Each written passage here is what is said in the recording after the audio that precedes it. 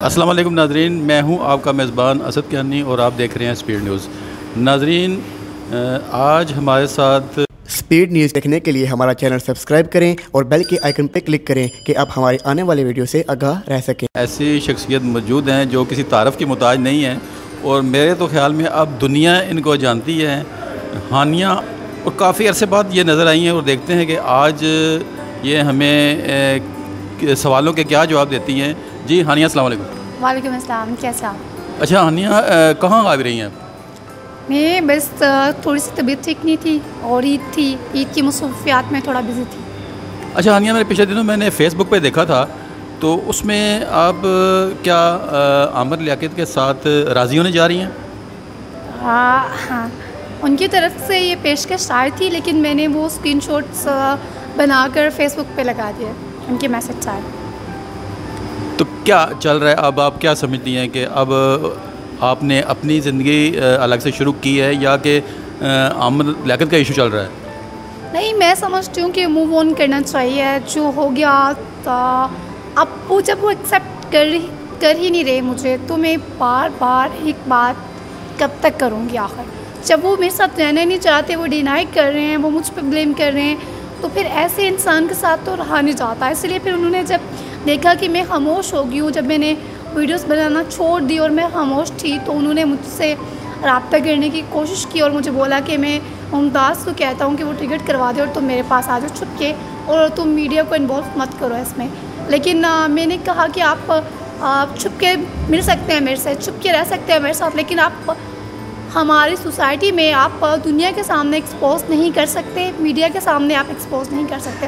तो जब आप दुनिया के सामने आपको मुझे बीवी कहने में शर्म आती है, तो मैं आपके साथ रिश्ता नहीं जोड़ सकती। तो आप जब तक आप दुनिया में एक्सपोज नहीं करेंगे, तो सॉरी, मैं आपके साथ कोई भी कंप्रोमाइज़ करने के लिए रेडी नहीं हूँ। तो क्या उन्होंने आपको कराची बुलाया आपको?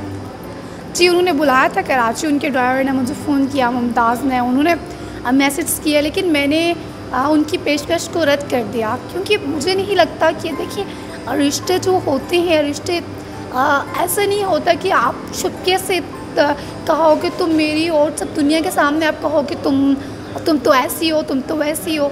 दुनिया के सामने 101 बुराइयाँ कर रहे हैं वो मेरी, और पीठ पीछे सबके सामने बाद में मुझे कह रहे हैं कि तुम मेरे पास आ जाओ, मैं शर्मिंदा हूँ, मैं एक पॉलिटिशियन हूँ, मैं सियासत करना क्या छोड़ दूँ, तो तुम्हारी वजह से मेरी बहुत ज़्यादा सेल्फ रिस्पेक्ट डैमेज हुई है, तो तुम एक वीडियो बना दो जिसमें तुम बोल दो कि मैं शादी करना चाहती थी। जी, क्या क्वेश्चन पूछा आपने? जहाँ से बातों का सिलसिला टूटा था वहीं से जोड़ें।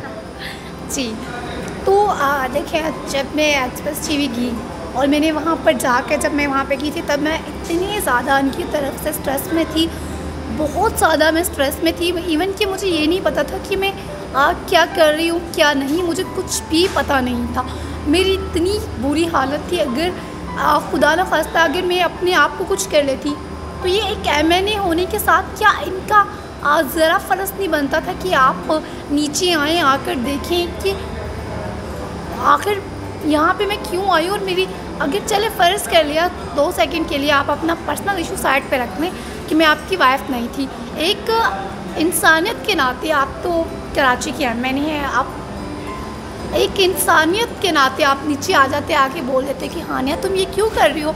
और उस टाइम मुझे मेडिकेशन की ज़रूरत थी, मुझे आप हॉस्पिटल लेकर जाते, आप मुझे डॉक्टर के पास लेकर जाते। मैंने अभी रिसेंटली मेरी एक फ्रेंड ने मुझे मेरी वीडियो भेजी एक्सप्रेस टीवी वाली, तो मैंने वो रात को जब बैठ के देखी, मेरी आंखों से आंसू आने लग पड़े। ये मैं हूँ, मैं पहले भी इतना अर्सा कराची में रह कर आई हूँ, पहले कभी ऐसा कुछ नहीं हुआ, तो अब ही क्यों होना था ये सब कुछ। अच्छा, सुना है कि काफ़ी बीमार हो गई थी आप?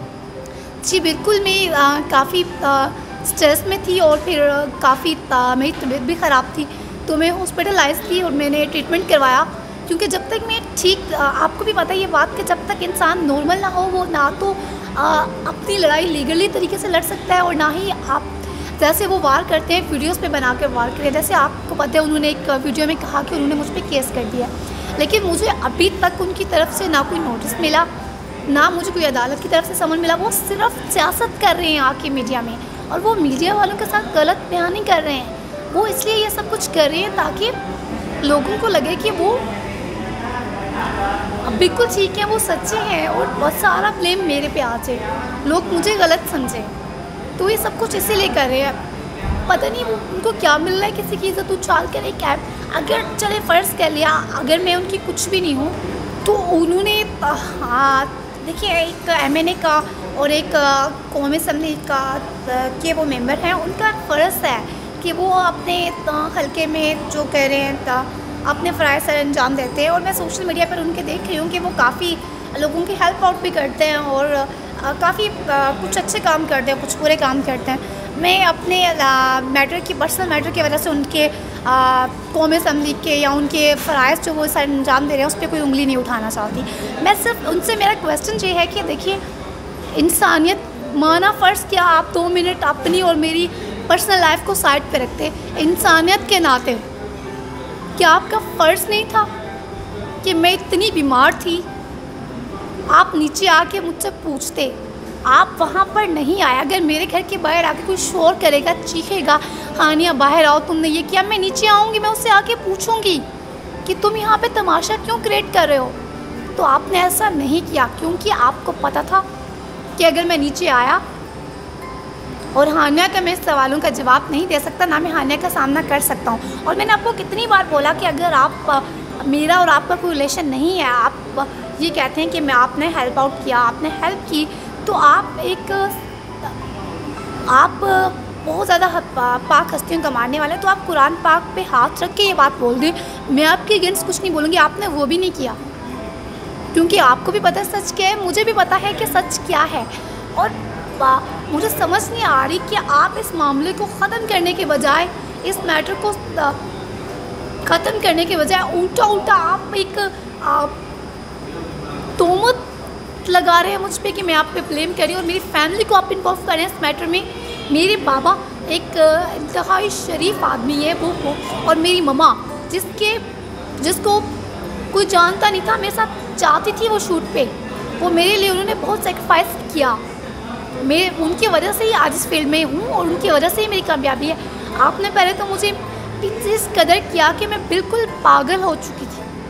अल्हम्दुलिल्लाह, अल्लाह का शुक्र है कि मेरे माँ बाप की दुआएं और मेरे बहन भाइयों का प्यार और मेरी फ्रेंड्स की सपोर्ट की वजह से और मेरे माँ बाप के प्यार की वजह से, मेरे माँ बाप की दुआओं की वजह से आज मैं ज़िंदा हूँ, वरना आपने तो कोई कसर नहीं छोड़ा। मैं ये ज़ाती तौर पे आपसे पूछना चाह रहा हूँ कि क्या अपनी लाइफ जो है उसको चेंज करने के हवाले से कोई चीज़ ऐसी, कोई प्लान आपने सोचा है कि मैं अपनी लाइफ को इस तरह से गुजारूँगी? क्या आप इसी डगर पर चलती रहेंगी कि आमद लागत के पीछे भागती रहेंगी? हाँ नहीं, बिल्कुल भी नहीं, ऐसी बात नहीं है। मैं बस इंसाफ मांग रही थी, इंसाफ। लेकिन कहते हैं ना कि यहाँ पे तो जालिम जुल्म कर सकते हैं, लेकिन अल्लाह की पकड़ में जब बंदा आता है, मकाफ़ात अमल होता है, तो इसी दुनिया में ही जो इंसान होता है ना वो उसके सामने आता है। कहते हैं ना कि जैसा करनी वैसा भरनी। तो मैंने अपना मामला अपने खुदा के सपोर्ट कर दिया, अपने अल्लाह के ज़ात पे छोड़ दिया है और मैं मूव ऑन कर चुकी हूँ। अगर मैं मूव ऑन ना किया होता तो मैं उसी मैटर पे होती आमिर। और मैं क्या हमेशा ऐसे करके कि मैं नहीं चाहती कि मैं सदमे में जाऊँ, मैं स्ट्रेस में जाऊँ और मैं एक ही टॉपिक और एक ही बात रोज़ाना करती रहूँ। ऐसे करूँगी तो मुझे तकलीफ़ होगी और अगर मैं तकलीफ़ में होंगी तो मुझे देखकर मेरे माँ बाप, मेरे घर वाले तकलीफ़ में होंगे। तो मेरा ये फ़र्ज़ बनता है कि मेरे माँ बाप ने मेरे लिए इतनी कुर्बानी दी, इतना कुछ किया और मैं भी उनके लिए कुर्बानी दूँ। भूल जाऊँ आमिर को जब वो मेरे नहीं हो सके, जब वो मुझे इतना कुछ कह रहे हैं, मुझ पे मेरी सेल्फ रिस्पेक्ट डैमेज कर रहे हैं, मेरे बारे में किरदार कशी कर रहे हैं, मेरे किरदार पे उंगलियां उठा रहे हैं, तो मैं ऐसे इंसान के गुण गाऊँ? नहीं, मैं मूव ऑन कर चुकी हूँ। अच्छा हानिया, आपका तल्लक शोबिज़ से है और माशाल्लाह काफ़ी ड्रामे आप कर चुकी हैं और बड़ी अच्छी एक्टिंग करती हैं आप, बड़ी अच्छी अदाकारा हैं आप, तो आप शोबिज़ की तरफ क्यों नहीं आती? देखें, मसरूफ़ियत जो होती है वो हज़ार बीमारियों का इलाज है, तो आप अपने आप को इसी साइड पे लाएं शोबिज़ की तरफ और अपने आप को मसरूफ़ कर लें। वैसे तो आपको पूरी दुनिया जानती है, लेकिन मज़ीद जो है आप इसमें अपना नाम बनाएं और अपने आप को मसरूफ़ कर लें। जी, इस हवाले से क्या कहेंगी? जी बिल्कुल, आपने बहुत अच्छी बात की कि मसरूफ़ रहने से इंसान जब बिज़ी रहता है तो इंसान अपने टेंशन और सारी बातें भूल जाता है मसरूफ़ रहने से। तो अब मैं ऐसे ही बिल्कुल करूँगी और मैं कराची मूव होने का सोच रही हूँ और अब कराची में मूव होकर और अपने करियर पे फोकस करूँगी और अपने काम पे फोकस करूँगी इंशाल्लाह। कि जिस तरह मतलब जो मेरे साथ हुआ, जो मेरा एक्सपीरियंस था पर्सनल, मैं तो यही कहूँगी कि अपने लव मैरिज नहीं करनी चाहिए, अरेंज मैरिज करनी चाहिए और घर वालों की पसंद से शादी करनी चाहिए। अगर आप अपने मर्ज़ी से शादी करेंगे, वो लड़कियां स्पेशली जो भाग कर घर से शादी करती हैं, उनका जो लव स्टोरी का दी एंड होता है ना, वो इस तरह से होता है कि एक भयानक दी एंड होता है। और आप, मेरा यही मैसेज है कि आप लोग अपने घर वालों की रिस्पेक्ट करें और जैसे माँ बाप कहते हैं वैसे करें। अगर हम लोग अपने घर वालों के साथ उनकी खुशी में खुश रहेंगे और हमारा अच्छा रहेगा। अगर हम नाफरमानी करेंगे, अपनी मर्ज़ी करेंगे, तो हाल मेरे जैसा ही होगा जो मेरे साथ हुआ। जी नाज़रीन, हानिया लगता है कि काफ़ी तब्दील हो चुकी हैं और इन्होंने अपनी जो लाइफ है वो ऐसा लग रहा है कि वो अपनी जो रियल जो हकीकी ज़िंदगी है उसकी तरफ आ रही हैं। और हमारी भी यही दुआएं हैं कि ये हानिया अपनी ज़िंदगी जो है एक अच्छे तरीके से गुजारे, ना कि इसी तरह किसी के पीछे भागना और ख्वाबों की दुनिया में रहना। ये मेरे ख़्याल में कोई अच्छी बात नहीं है, लेकिन ये लग रहा है कि अब ये अपनी ज़िंदगी को चेंज करने जा रही हैं। तो इसी के साथ नाज़रीन हमें इजाज़त दें, दोबारा किसी नए मौजू के साथ आपकी खिदमत में हाज़िर होंगे। अल्लाह हाफ़िज़।